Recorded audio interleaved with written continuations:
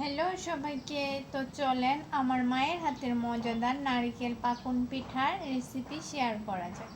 আর যদি ভালো লেগে থাকে তাহলে অবশ্যই লাইক করবেন আর আমার মায়ের জন্য দোয়া করবেন।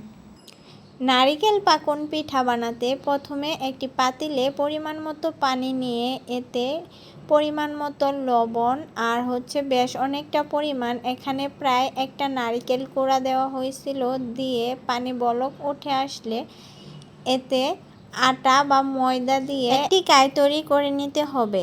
এবার অনেকটা পরিমাণ কাই নিয়ে একটি রুটি বানিয়ে, রুটিটা একটু ভারী হবে যেটা দেখতেই পাচ্ছেন, বিভিন্ন ডিজাইন দিয়ে পিঠা বানিয়ে নিলেই রেডি। তারপর পিঠাগুলো গরম তেলে ভালো করে ভাজতে হবে, মচমচা করে ভেজে নিতে হবে। এবার পাতিলে পানি দিয়ে এতে পরিমাণ মতো চিনি দিয়ে যে যেরকম মিষ্টি পছন্দ করেন একটি শিরা তৈরি করে নিতে হবে।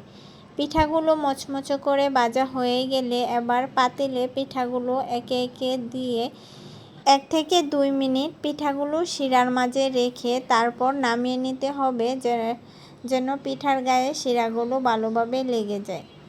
তো এই তো রেডি হয়ে গেছে মজাদার নারকেল পাকুন পিঠা। আর এই পিঠাটি আমার ছোট বোনের অনেক পছন্দের পিঠা, তার জন্যই আম্মু বানাইছিল।